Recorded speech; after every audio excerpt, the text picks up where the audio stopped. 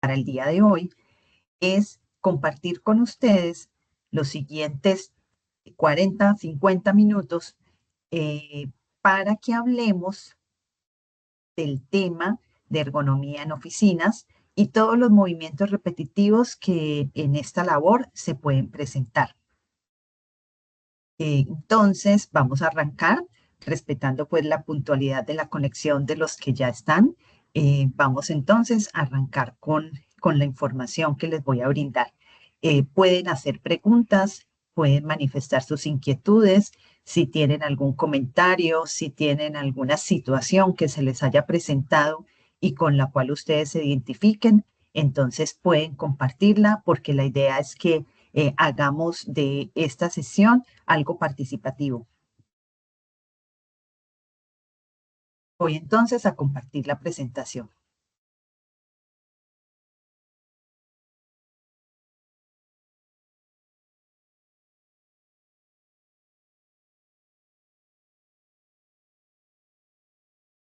Por favor, ustedes me confirman si están viendo la imagen.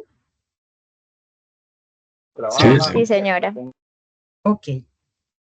Bueno, entonces, lo primero que tenemos que tener en cuenta es que debemos tener conciencia corporal. Nuestra conciencia corporal es aquello que nos permite tener un autocuidado y tener un autocontrol de nuestras propias posturas y de los movimientos que realizamos con nuestro propio cuerpo. Tener conciencia corporal es actuar sin necesidad de que otro nos lo tenga que decir. Es actuar como si tuviéramos un espejo frente a nosotros y que pudiéramos tomar la decisión de encontrar la mejor postura, descubrir una postura relajada y a la vez dinámica que permita siempre poder culminar el día del trabajo sin tener fatiga muscular. Y de esa manera, pues vamos a lograr una buena eficacia y menor gasto energético. Entonces, la primera invitación es esa, que todos los días seamos muy conscientes de que debemos cuidar de nuestro cuerpo, que debemos tomar las mejores posturas, tanto en las actividades laborales como en las actividades extralaborales. Vamos a ver entonces cómo se relaciona nuestro cuerpo con los objetos y elementos de trabajo. Siempre que estamos frente a una estación de oficina, vamos a tener diversos elementos de trabajo. Los elementos que se tienen de manera más común o tradicional en una oficina son el computador, que está conformado por una pantalla, un teclado, un mouse, a veces dos pantallas. Pueden existir también elementos de oficina como lápiz, lapiceros, grapadoras, libretas, en fin, todos los elementos que siempre tenemos sobre el escritorio. Ahí vamos a tener entonces que con esos elementos, con ese escritorio, con ese espacio físico y esa silla que tenemos como parte de ese módulo de oficina, vamos a tener la relación con las diferentes partes de nuestro cuerpo. Vamos a tener una relación con el cuello y nuestro campo visual, con nuestra zona lumbar, con nuestros brazos y con nuestras piernas. Entonces, a continuación vamos a mirar cada segmento de estos, cómo se relaciona con cada uno de los componentes que tenemos en nuestro puesto de trabajo o en nuestra oficina y cómo de esa manera se pueden llegar a presentar movimientos que son desfavorables y cómo podemos corregirlo para que sean favorables.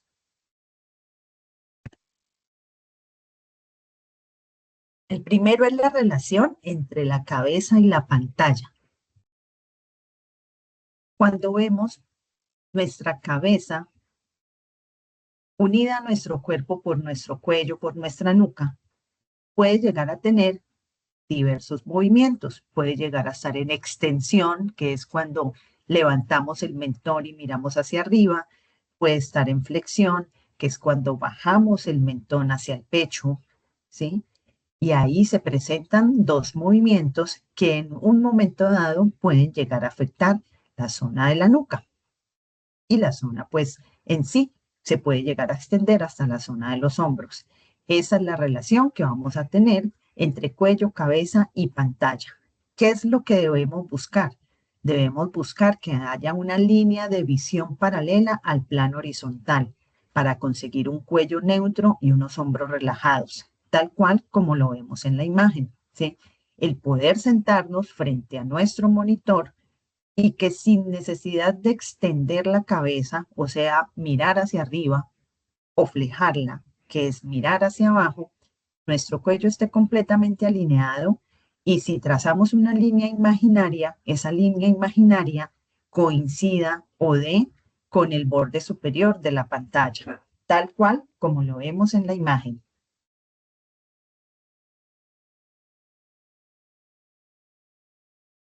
Otra relación muy importante es la relación de antebrazo, mano, teclado, mouse y superficie del escritorio. Esa es una relación muy importante porque afecta tronco y afecta todo miembro superior y afecta hombro también. ¿Qué es lo que vamos a buscar? Debemos buscar que el escritorio que estemos utilizando, que esa altura de ese escritorio, cuando nosotros partimos de una posición neutra de tronco, nuestros hombros a los lados relajados, el codo doblado a 90, 110 grados, el antebrazo y la muñeca en línea, como lo ven en la imagen, que logremos entonces que haya la mayor neutralidad posible, que en ningún momento la muñeca se doble hacia abajo, hacia arriba o con desviaciones, que en ningún momento nuestros hombros se eleven o se depriman. Cuando tenemos hombros elevados, porque la superficie de trabajo sea muy alta, esa situación puede empezar a generar una acumulación de tensión en la zona cervical, en la zona misma de los hombros e incluso en la zona del músculo trapecio y de la escápula, ¿sí? Que son los músculos que están ubicados en esta parte del cuello. De tal forma que lo que tenemos que buscar es estar con nuestros hombros lo más relajados posible. Cuando hay una extensión del codo y no lo conservamos doblado como lo muestra la muñequita, como lo muestra la imagen, ese codo va a empezar a tener tensión sobre los tendones que en él convergen, ¿sí? Entonces, el mantener ese codo en extensión empieza a generar una tensión que poco a poco se va acumulando y que finalmente puede llegar a convertirse en una inflamación. El tener el brazo neutro y la muñeca neutra nos va a ayudar muchísimo a prevenir todo tipo de traumas acumulativos. De tal forma que siempre tenemos que vigilar que nuestra silla pueda acercarse y que nuestra muñeca pueda estar soportada en línea con la superficie del escritorio. Es muy importante también tener en cuenta que se debe conservar un espacio mínimo de 10 a 15 centímetros entre el borde del escritorio y la distancia que hay del mouse y el teclado. Este espacio es importante para poder brindar ese soporte a la estabilidad de la muñeca. Se debe vigilar que no hayan puntos de presión sobre la muñeca con el borde de la mesa. Hay muchas situaciones cuando también queda, sobre todo cuando la superficie queda muy alta, que empieza a generarse presión en la zona de la muñeca. Y esto tampoco favorece. Y cuando la superficie es muy baja, pasa lo contrario. Puede ser que no se generen esos puntos de presión, pero el codo queda en extensión y la muñeca también queda en extensión, de tal forma que empieza a generar tensión e inflamación en los tendones. Entonces, la recomendación es neutralidad y la línea entre el antebrazo, muñeca y superficie. Yo tengo una consulta. Sí, dime. Claro que sí. O no sé si ya vengamos a eso, pero ¿cuáles son las No, medidas tranquila. recomendadas para esa base de escritorio que quepa? La base, la pantalla, el pad, el mouse, el brazo. Ok. Ajá. Mira, una de las dimensiones estándar, pero que también va a depender del tipo de monitor que tú tengas o del tipo de computador, pero el estándar son mínimo 60 centímetros de profundidad, ¿sí? Y de ancho, 1,20. Entonces, 1,20 de ancho por 60 de profundidad. La altura sí puede variar entre 70 a 73 centímetros, pero esta altura pues siempre va a tener que ajustarse es a las necesidades de cada persona. Por eso es importante que las sillas tengan buen sistema de graduación para poder adaptar a la altura del escritorio, pero la profundidad debe ser de 60 centímetros. Hay situaciones especiales en que por el tipo de computador, sea porque usan dos pantallas, porque la pantalla es más grande, etcétera, puede llegar a necesitarse un poco más, ¿no? Unos 70 centímetros hasta 80, Sí, pero el estándar recomendado son 60 centímetros. gracias. Con gusto. Seguimos entonces. Relación espalda-silla. La silla es uno de los elementos más importantes que tenemos en la oficina. Las sillas de oficina, pues hoy en día diría yo que casi todas las oficinas poseen sillas con características ergonómicas. Las características ergonómicas de las sillas son que sea graduable en altura, que tenga 5 patas con rodachines. Esto si estamos hablando de una oficina administrativa interna.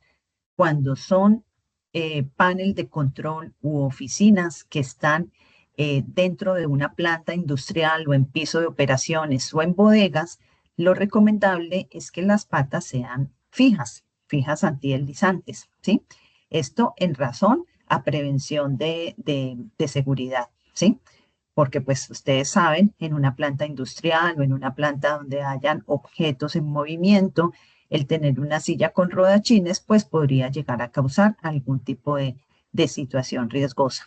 Mientras que en una oficina es diferente porque son elementos distintos y por el contrario es apropiado tener una silla con rodachines.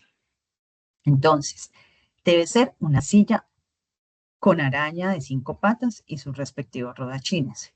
Debe tener graduación de la base del sentadero. Yo, a nivel profesional, o sea, mi concepto profesional es que no debe tener brazos, ¿sí? Los brazos de la silla siempre limitan o causan obstáculo para poder acercarse y para poder ingresar. Los brazos de la silla serían permitidos si, solo si tengan algún buen sistema de graduación en altura y que esta graduación de la altura de esos brazos sea tal cual o proporcional a la necesidad del usuario y que pueda adecuarse a la altura del escritorio. Mientras eso no sea así, es preferible no tenerlos. El otro componente es el espaldar.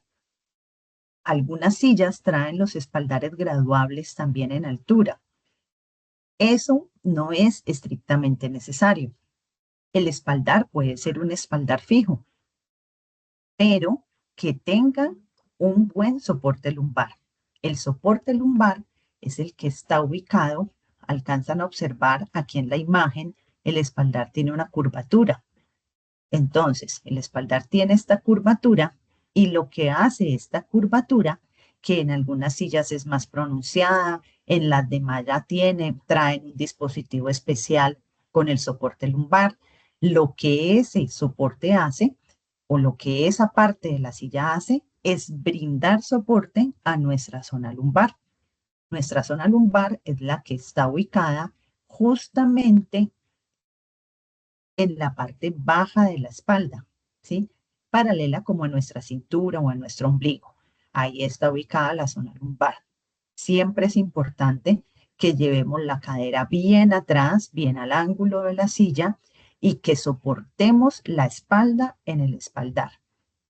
Suele pasar con frecuencia que uno visita oficinas en las que las personas no se apoyan en el espaldar, en que están sentadas en la mitad de la silla y su espalda queda libre. Y su espalda queda libre y con el transcurso de las horas de trabajo se empieza a arquear, empieza a tomar diferentes posturas, arqueadas y no, y empieza pues a generar mucha tensión y a generar muchos problemas. ¿Alguna pregunta hasta ahí?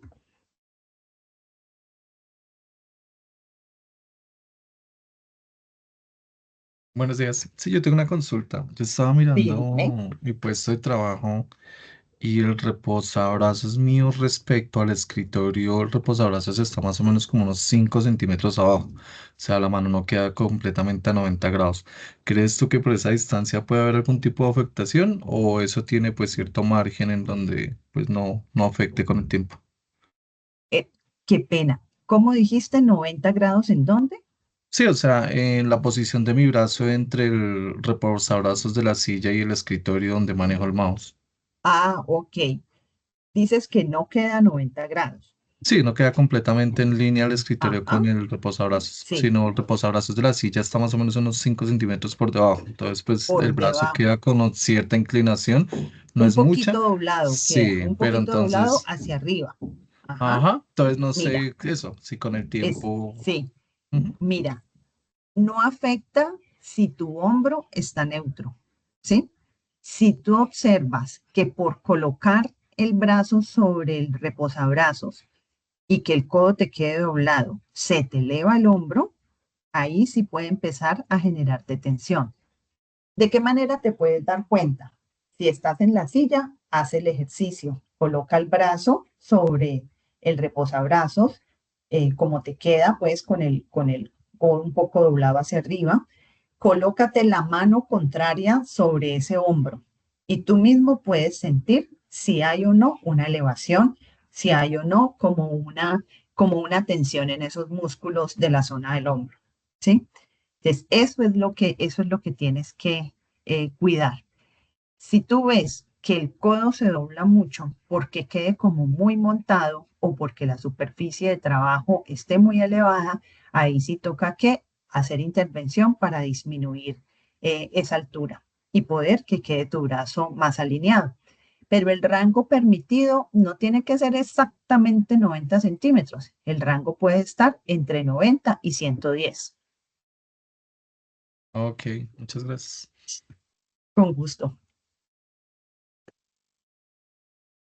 Bueno, la relación entre los pies y el piso y la zona, no solamente el piso, sino el espacio que tenemos bajo el escritorio. Muchas veces a ese espacio que tenemos bajo el escritorio no se le da la suficiente importancia y resulta que ese espacio es muy importante para poder adoptar una postura correcta. Entonces, ¿qué es lo recomendado? Que ese espacio esté libre, que no haya ni siquiera la canequita de la basura, ¿sí? Y si la hay, tiene que estar muy distante de nuestros pies, que no hayan objetos, que no hayan cajas de archivo, que no hayan maletas, ¿sí? A veces la zona inferior del escritorio es utilizada para guardar mil cosas o para archivar mil cosas. Y eso lo que hace es eh, reducir el espacio para la movilidad de nuestros miembros inferiores. Otra cosa que se recomienda es que las superficies del escritorio no tengan cajones, porque cuando esas superficies del escritorio tienen cajones o como se usaba hace mucho tiempo, los portateclados, entonces esos objetos, esos cajones o portateclados se convierten en un obstáculo para que el cuerpo se acerque lo suficiente. La idea es que usted pueda entrar con la silla bajo la superficie del escritorio. Sus piernas deben quedar debajo del escritorio. Cuando las piernas no quedan debajo del escritorio, sino que quedan por fuera, termina el cuerpo haciendo movimientos de flexión, movimientos de alcance máximo, que lo que van a generar es mucha tensión al final. Lo único que debemos tener bajo el escritorio es el apoyapiés. El apoyapiés o reposapiés es un elemento de confort para muchos y un elemento necesario para muchos otros. ¿Cuándo es necesario? Cuando no se ha logrado el ajuste suficiente entre la silla y el escritorio, entre la altura de la silla y el escritorio, en ese momento podemos requerir un reposapiés que nos ayude a mejorar la postura, porque de lo contrario los pies quedarían colgando, ¿sí? Y cuando los pies quedan colgando, significa que se está ejerciendo una presión sobre el muslo. Cuando se ejerce esa presión sobre el muslo, empieza a generarse fatiga muscular y empieza a generarse eh, dificultades en el retorno venoso. Puede generar dolor, que los pies se hinchen, que se sienta sensación de calambre, fatiga, cansancio, en fin. Por eso es muy importante el uso del reposapiés. En otras ocasiones, cuando la persona es de talla alta o de estatura alta y logra adecuar la altura de su silla a la altura del escritorio, pues los pies quedan planos sobre el piso. Entonces, en ese caso, uno podría decir, no, no es necesario, ¿sí? Pero resulta que se puede utilizar como un elemento de confort en el que usted pueda variar su postura, en el que pueda colocar los pies para relajarse un poco, para que no haya en ningún momento presión sobre el muslo, y de esa manera estar mucho más cómodo. ¿Tienen alguna pregunta hasta ahí?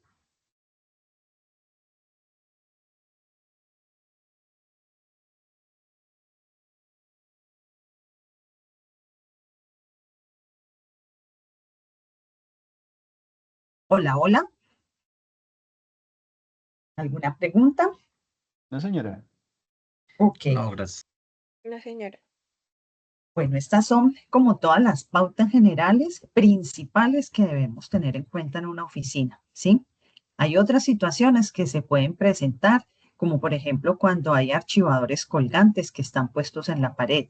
Cuando hay archivadores colgantes que están puestos en la pared, pues también debemos estar atentos a que si vamos a necesitar a tomar algún elemento, debemos pararnos, debemos tomar la posición de pie para abrir el archivador, para tomar el objeto y volvernos a sentar. Porque hacerlo desde la posición sentado, lo único que va a generar es que exista un movimiento brusco y muy y fuera de los ángulos saludables en el hombro y en la espalda para poder tomar el objeto. Y si el objeto es pesado, pues va a representar doble factor de riesgo. Y el otro tema importante son las pausas saludables. Las pausas saludables nos ayudan a estar reactivados durante la jornada laboral, nos ayudan a relajar nuestros músculos para que no se acumulen tensiones. Las pausas saludables pueden ser practicadas en grupo o pueden ser practicadas individualmente. Pueden realizarse estiramientos musculares, pero también se pueden realizar actividades de relajación, de juego, actividades lúdicas que permitan que la persona pues esté en otras condiciones o en una mejor predisposición con su sistema osteomuscular. Entonces, la invitación es que siempre incluyan las pausas saludables dentro de su rutina laboral, sea que lo hagan en grupo o sea que lo hagan individualmente. Marta, discúlpame, allí en este punto que estás tratando, Ajá, es importante como aprovechar el espacio para mencionar que este programa de pausas saludables es muy importante reforzarlo en Royal America y básicamente para el personal administrativo, ¿no? Porque somos las sí, personas que estamos todo el día durante la jornada sentados frente a una pantalla en la mayor parte del tiempo, ¿no? Entonces allí, como tú le decías, hacer una invitación para que este espacio de pausa saludable se pueda dar. Es muy interesante cuando se hace de forma grupal porque uno rompe la rutina, porque se destensiona un momento, ¿sí? Porque digamos que allí libera Sí, como esas fatigas acumuladas. Pero si esto no es posible, entonces también es muy importante dejar allí como la conciencia de que nuestro cuerpo lo necesita y cada uno desde nuestro espacio, desde nuestro momento, poder permitirle al cuerpo liberar esas cargas acumuladas, ¿sí? Entonces, saber que nuestros ojos necesitan una pausa saludable, nuestros sí, miembros inferiores, superiores, y pues bueno, la invitación es a que cada uno le saque esos 5 minutos del tiempo en su jornada y realice la pausa activa. Sin embargo, pues todo esto, digamos, del riesgo biomecánico nos va a llevar a que fortalezcamos aún más los espacios de realizar pausas activas y, ¿por qué no?, nombrar líderes rotativos para que inviten a sus demás compañeros a realizar esa pausa activa. Entonces, eso es, y todo en pro de nuestra salud, de nuestro bienestar. así es. Julieta, revisamos entonces también la parte de manipulación de carga. ¿Tenemos programación para ello? Eh, no te entiendo, Marta. O sea, para hacer una evaluación No, individual no, o... no. No, sino que pues yo tenía preparado como la capacitación de este primer Ujú, tema ujú. y también pues de higiene postural en el manejo de las cargas. Ah, sí, claro. Bueno, ok. En la parte administrativa también se presenta manipulación de cargas, buenas posturas, ¿sí? En la Ajá, higiene postural, porque de hecho, levantando un lapicero que se caiga al piso, si no adoptamos una sí, correcta postura, podemos lesionar nuestra espalda. Entonces también es es verdad, importante. es verdad. Listo. Entonces, vamos con la segunda parte.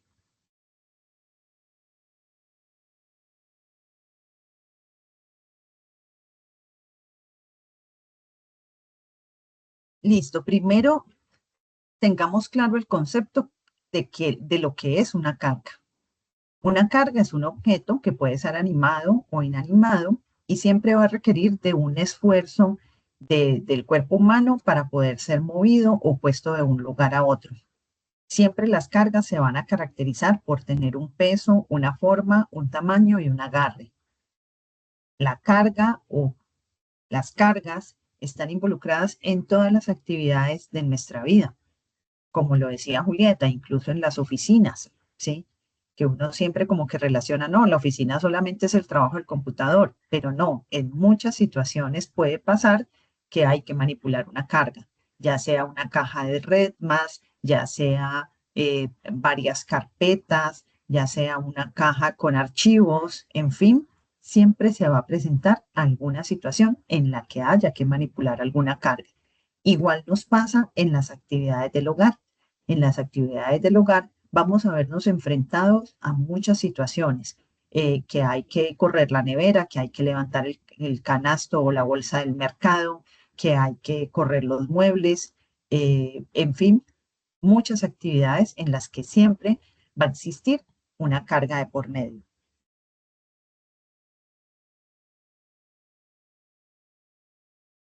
Entonces, la manipulación de carga es cualquier actividad que requiera el uso de la fuerza, sea para levantar, bajar, transportar o de cualquier otro modo mover o controlar un objeto. Siempre ahí va a estar involucrada nuestra espalda.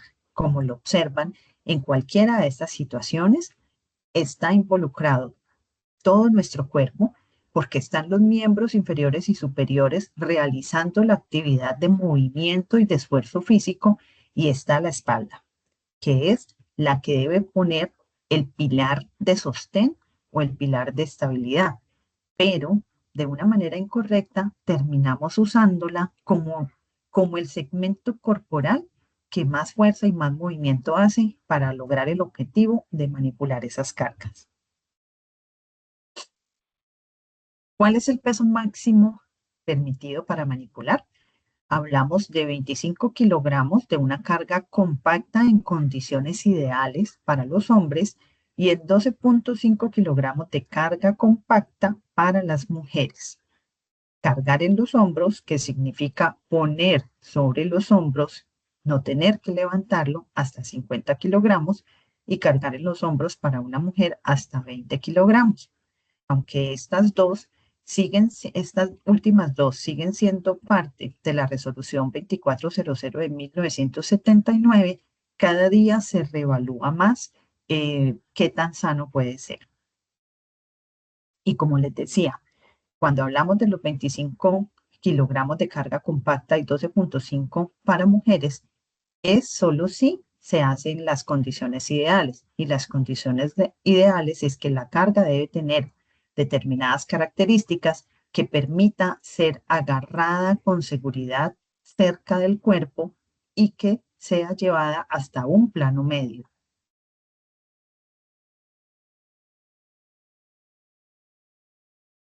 Miremos entonces cuáles son las diferentes posturas forzadas que se pueden llegar a presentar y que pueden estar asociadas con la carga. Ahora lo hablábamos. Manipulación de cajas, manipulación de elementos de casa, manipulación por encima de la cabeza. Todo eso va a generar una postura forzada. Y si a eso le sumamos que hay de por sí una manipulación de una carga, entonces va a representar un doble factor de riesgo. ¿Qué parte de nuestro cuerpo puede afectar? Puede afectar la espalda, puede afectar los hombros, puede afectar el cuello. Existen condiciones de trabajo que pueden dificultar la adopción de una postura correcta. Siempre vamos a tener condiciones y comportamientos. Hay muchas condiciones que no son fáciles de adoptar para poder tener una buena postura. Cuando hay espacios insuficientes, cuando hay pasillos estrechos, cuando hay superficies irregulares, inestables, o cuando se presentan desniveles o pisos con regueros de aceite o resbaladizos. Ahí siempre el cuerpo va a estar sometido como a una tensión adicional.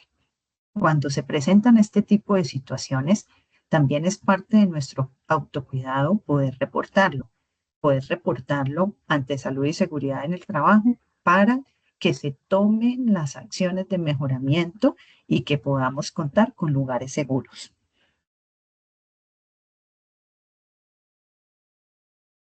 Para la manipulación de carga, sobre todo dentro de las plantas industriales,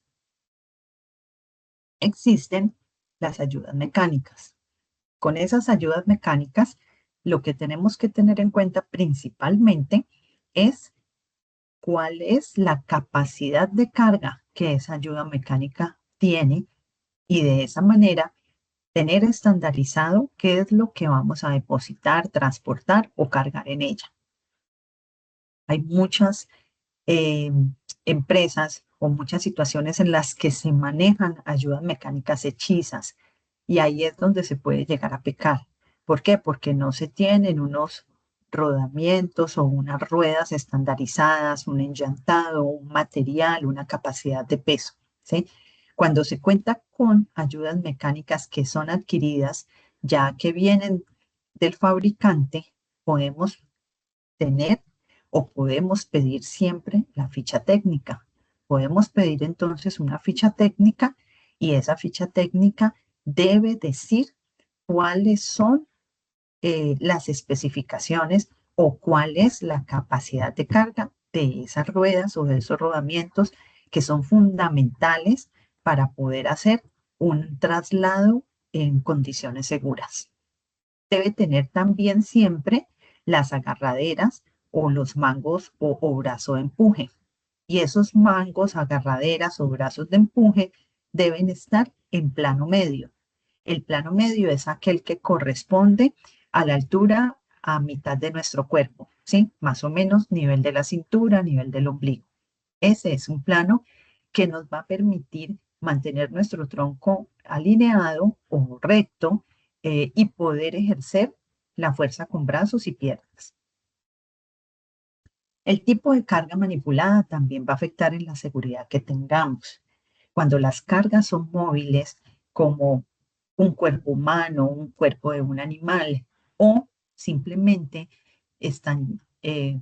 son recipientes u objetos con líquido o con algo que sea móvil, eso va a exigir mayor esfuerzo y va a ser de mayor pues, dificultad su manipulación.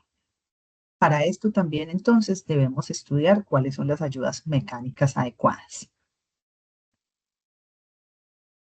La situación que más se presenta en la manipulación de una carga, y como lo decía inicialmente Julieta, incluso cuando la carga es un lapicero o cuando el objeto a manipular es un lapicero, digamos que carga es considerado a partir de los 3 kilogramos, pero lo inferior a 3 kilogramos son objetos livianos que igual, si usted utiliza una mala postura para recogerlos, puede llegar a lesionarse.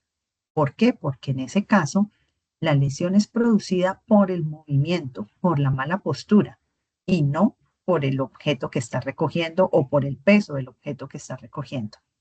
Ese movimiento de doblar el tronco para realizar alguna acción de este tipo siempre va a ser la que perjudique la columna lumbar. El tipo de agarre también es importante, sobre todo cuando se están manipulando cargas con frecuencia. Debe existir un agarre que permita que los dedos se flexionen a 90 grados, que se tome el objeto y se deposite como debe ser. La manipulación de cargas en el alcance vertical era lo que les hablaba ahora con el ejemplo en las oficinas. Cuando existe un alcance vertical o cuando existe una estantería, entonces una estantería que está en la espalda, que está alta, etcétera, ¿qué debemos hacer? Si tenemos un banco, si tenemos una tarima que nos permita acercarnos y que esa carga no sobrepase el nivel de nuestra cabeza, entonces vamos a poder hacerlo de una manera más segura y más confortable. Cuando esa carga o cuando el objeto, ahí también aplica, sea liviano o sea pesado, está por encima de nuestra cabeza, estamos exponiéndonos a un riesgo. Riesgo en hombro y riesgo en espalda. En las actividades de aseo. Miren, las actividades de aseo son actividades que realizamos en todos lados, en nuestra casa, en nuestra oficina, en las zonas de trabajo industrial. Y ahí, ¿qué debemos tener en cuenta? Debemos tener en cuenta la condición y debemos tener en cuenta el comportamiento. La condición está basada en verificar siempre que la altura del cabo, del trapeador, de la escoba, del recogedor, por lo menos de a nivel de su barbilla. De no ser así, pues reportémoslo. ¿Por qué? Porque cuando el objeto está en buenas condiciones y da por lo menos a nivel de la barbilla, es un objeto que puede ser manipulado solamente con el movimiento de los brazos y con el movimiento de las piernas, ¿sí? Con los desplazamientos. Cuando esos elementos de aseo tienen un cabo muy corto, la persona termina haciendo flexiones, doblando el tronco, sea hacia adelante y hacia atrás o sea lateralmente. Y eso es lo que empieza a causar acumulación de trauma acumulativo en la zona lumbar. Siempre que se hacen estas actividades, la zona a limpiar debe estar cerca de nosotros. A veces se pretende que un escobazo o de un lanzar el trapeador se alcance a cubrir 1 metro a la redonda. Y ahí es donde terminamos sobreestirando nuestro cuerpo. Desde siempre tratar de visualizarnos, tratar de tener esa conciencia corporal para conservarnos alineados. En el traslado manual, además de las características de la ayuda mecánica, debemos considerar el recorrido o distancia que vamos a recorrer, ¿sí? Debemos considerar el tipo de superficie, si tiene grietas, desniveles, huecos, si es muy liso. Es fundamental cuando vamos a desplazar una carga. La visibilidad, que el objeto o que los objetos que llevemos no estén tapando nuestra visibilidad. Y en el diseño de la ayuda mecánica, las principales características es que tenga un buen brazo de empuje en plano medio, como se los comentaba ahora, que tenga rodamientos, que sus rodamientos estén parejos, en buen estado, enllantados, y si no son enllantados, que su material sea certificado para el tipo de carga que se está manipulando, que haya estabilidad de la ayuda mecánica, ¿sí? Muchas veces una ayuda mecánica tiene 4 ruedas o tiene 3, pero uno nota un desbalance, sea porque el material ha cedido, porque ya está deteriorado su estado. Entonces, ese desbalance y ese desequilibrio va a causar un mayor esfuerzo a la persona que lo está empujando. Estas ayudas mecánicas siempre deben estar en un programa de mantenimiento preventivo y correctivo. ¿Alguna pregunta hasta allí?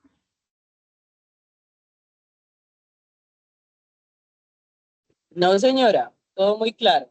No, Ok. gracias. Muchas gracias, no, Eh, señora. sí, ok. Y esta última imagen, pues es el resumen de todas las posturas que pueden llegar a presentarse, lo correcto y lo incorrecto. Sabemos que para recoger cualquier objeto que esté en el piso, debemos siempre doblar las rodillas a profundidad y mantener nuestra espalda derecha, que cuando lo hacemos con la espalda doblada, vamos a incrementar el esfuerzo sobre la zona lumbar y vamos también a poner a sufrir los hombros y las rodillas.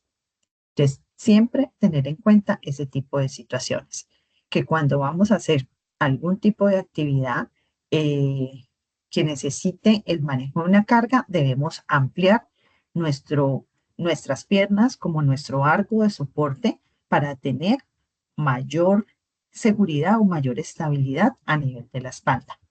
Y todas aquellas actividades que requieran el manejo de una carga que supere los 25 kilogramos deben ser reportadas para pedir ayuda, sea ayuda mecánica, sea ayuda humana, o sea cualquier tipo de manejo especial para poder asistir a esa carga, pero no exponernos. Debemos siempre tener en cuenta que como parte de nuestro autocuidado también están las buenas decisiones, también está el tomar una decisión a tiempo, el levantar la mano, el preguntar y el para poder proceder de manera segura.